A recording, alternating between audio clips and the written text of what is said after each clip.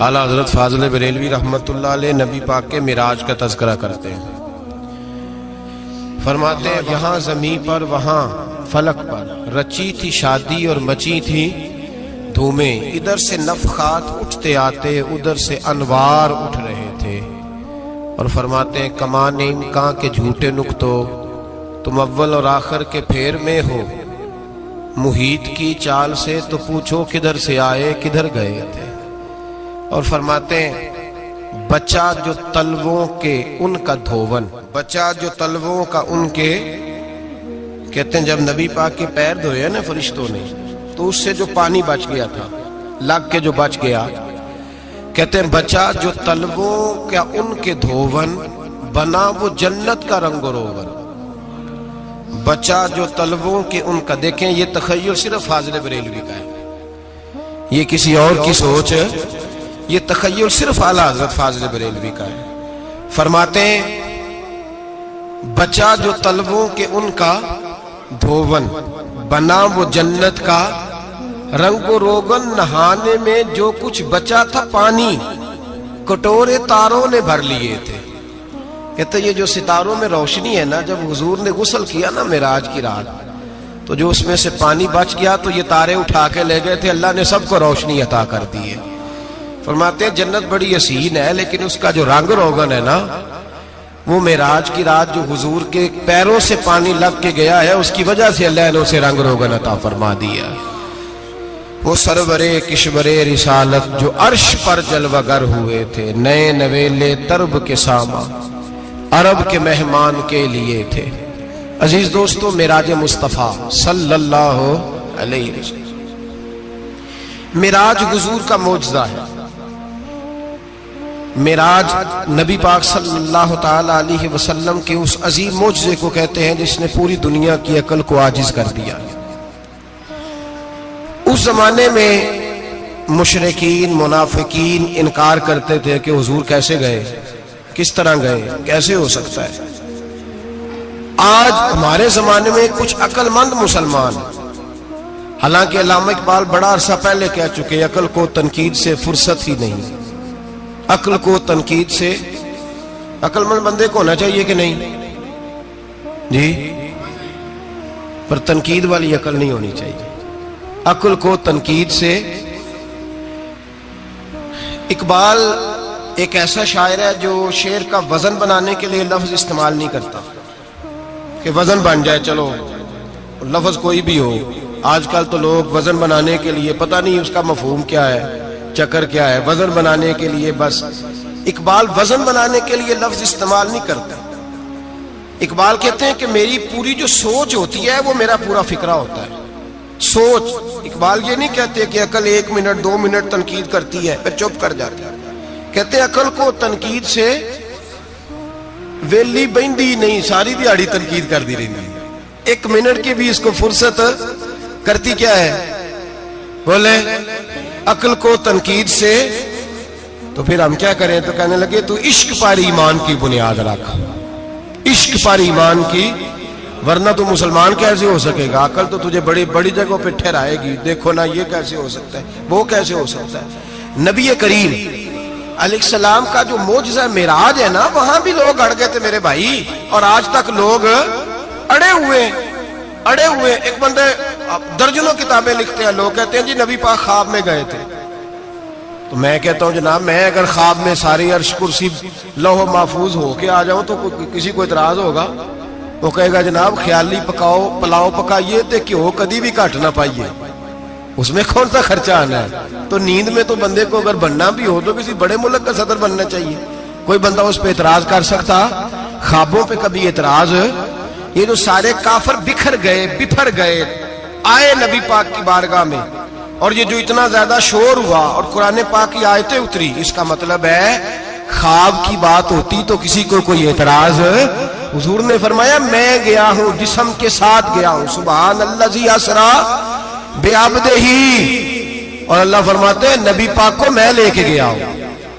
نبی پاک کو میں، جو دعوی رب کریم کا ہے. سید عالم علیہ السلام فرماتے ہیں میں تو سو رہا تھا، میں آرام سے اور اپنے گھر نہیں، ام ہانی بہن کے گھر سو رہا تھا، حضرت علی کی سگی بہن. حضور فرماتے ہیں میں سویا ہوا، کوئی آنے والا آیا.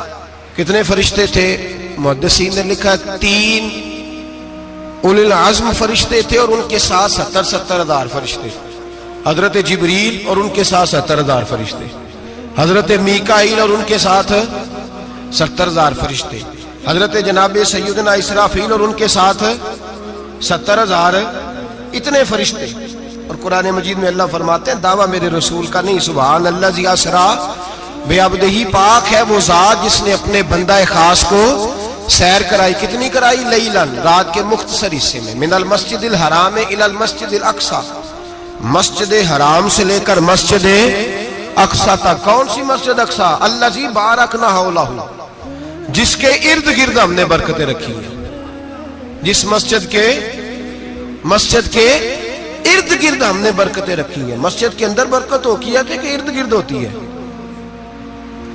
آپ باہر جوتے لے کے پھرتے ہیں، اندر آتے ہیں تو جوتے اتار کے. باہر بندہ پاک نہ پاک پھرتا ہے، مسجد آتا ہے تو پاک ہو کے. اللہ فرماتے ہیں ہم نے مسجد اقصی کے کہاں برکتیں رکھی ہیں جی؟ الذی بارکنا حولہ، ہم نے مسجد کے ارد گرد کیا تھا؟ امام راضی، علامہ محمود علوسی، علامہ اسماعیل حقی، تمام مفسرین، اور وہ مفسرین جو تمام مکاتب فکر کے ہاں متفقہ ہیں.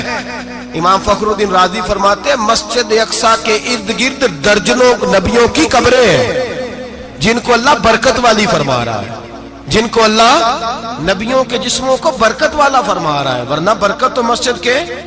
حضرت علامہ محمود علوسی نے لکھا ہے جب حضرت یوسف علیہ السلام کا وصال ہوا نا تو دریا کے کنارے ان کی قبر بنی.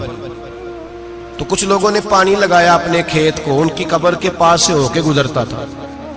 تو جو پانی ان کی قبر کے قریب سے ہو کے گزرتا تھا، جس کھیت میں جاتا تھا اس کی فصل سرسبز و شاداب ہو جاتی. وہ دوسری سائیڈ والے شور کرنے لگے، کہنے لگے تمہارے کو اکیلے کے نبی تو نہیں تھے نا، ہمارے بھی پیغمبر ہیں. وہ حضرت یوسف علیہ السلام کی قبر کھود کے تابوت نکال کے دوسری طرف لے گئے. انہوں نے کہا جناب ہم نے وہاں دفن کرنا ہے، ہمیں بھی تو سرسبز و شاداب ہونے کی ضرورت ہے نا. اب شور ہو گیا، ادھر والے کہیں ہم نے دفن کرنا ہے، ادھر والے کہیں ہم نے. بڑے لوگ بیٹھے، قوم کے بڑے، انہوں نے کہا سنگ مرمر کا مقبرہ بناؤ اور ان کی قبر کے قریب سے دریا کا پانی، پھر آگے جا کے ایک حوض بناؤ، اس میں سے سائیڈیں نکال لو. وہاں حضرت یوسف علیہ السلام کی قبر کے قریب سے پہلے چھوٹا سا راستہ نکالا گیا پانی کے لیے، پھر آگے جا کے ایک بڑا تالاب بنایا گیا، پھر چاروں طرف وہاں سے پانی جاتا تھا. جہاں جہاں پانی جاتا تھا اللہ سرسبز و شاداب کر دیتا تھا سارے علاقے کو. نبیوں کی قبروں میں ان کے وجود میں رب کریم نے برکت رکھی ہوئی ہے، برکت رکھی ہوتی ہے اللہ تعالیٰ. یہاں لوگ بفر جاتے ہیں. پر ایک اور بات بھی یاد رکھیں، ہر ایک کا مزار نہیں بننا چاہیے. ہمارے تو جتنی کثرت سے مزار بن رہے ہیں لگتا ہے ہر گلی میں 6 مزار ہو گئے. کسی برکت والی قبر سے فیض حاصل ہوتا ہے. ہر آدمی شوق ہی بڑا ہے قبروں میں دفن ہونے کا. لوگ مرنے سے پہلے مزار بنا کے پھر رکھ دیتے ہیں، کہتے ہیں پتہ نہیں بچے بعد میں بنائے کہ نہ بنائے. تو بھائی ہر ایک کا مزار صاحب فضیلت کا مزار ہوگا، سب کا بنایا نہیں جائے گا. بہرحال فرمایا الذی بارکنا حولہ، ہم نے اس کے ارد گرد برکتیں رکھی. اور معراج کیوں کرائی؟ لنوریہ من آیاتنا، تاکہ ہم اپنے نبی کو اپنی نشانیاں دکھائیں. انہ هو السمیع البصیر، بے شک اللہ سننے والا بھی ہے اور اللہ کریم دیکھنے والا بھی. نبی پاک فرماتے ہیں میں سو رہا تھا، چھت پہ فرشتے آئے. بات آپ نے سنی ہوئی ہے، صرف کچھ نظریات معراج کے حوالے سے عرض کرنے، چند نظریات. نبی پاک فرماتے ہیں حضرت جبریل نے چھت کے اوپر سے انہوں نے تھوڑا سا حصہ کھولا، چھت پھاڑی. ہمارے نا دیہاتوں میں لکڑی کی جو چھت ہوتی تھی نا، اس پہ ایک بندہ بھی اگر چلتا تھا نا تو گھر کے جو بزرگ ہوتے تھے کہتے تھے پتہ کرو چھت پہ بندہ ہے کوئی. ایک آدمی فٹافٹ بزرگ جاگ جاتے تھے، کہتے پتہ کرو بھائی.